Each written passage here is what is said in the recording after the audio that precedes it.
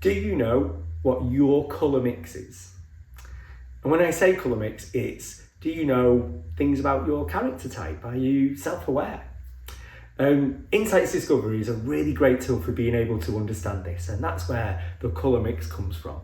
It explains our character type in 4 easy to understand colour preferences, but also it tells us what mixture of those colour preferences make up our character type. So the 4 colours are fiery red, sunshine yellow, earth green and cool blue. So fiery red, people who lead with fiery red have a preference for being quite bold and direct, quite assertive in their nature. They like to jump up and get things done. They're quite action orientated, but also they really like the task. They understand the goal of the task and they know what they want to be able to achieve. That's fiery red. Then we've got sunshine yellow. Sunshine yellow are the sociable, dynamic thinkers. They like to be involved. They really bring energy to what's being done.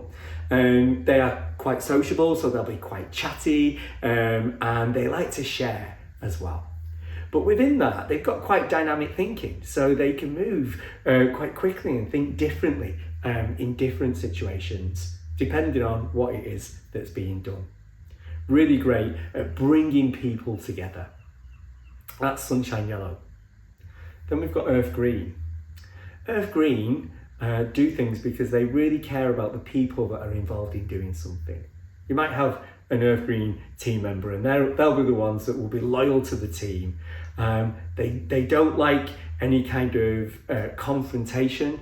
They like to keep the status quo, but they like to keep things going as well. They understand and show really high levels of empathy for the people around them that are in the team. And that's earth green. And then we've got cool blue. Cool blue are the observers. They pay attention to everything. They understand the detail that it takes. They like the task. They like to get into that detail. They like some data, but they're really thoughtful with this as well. So quite often they can drill down into levels of detail that some of the other colour preferences may not actually drill down to. And that's cool blue.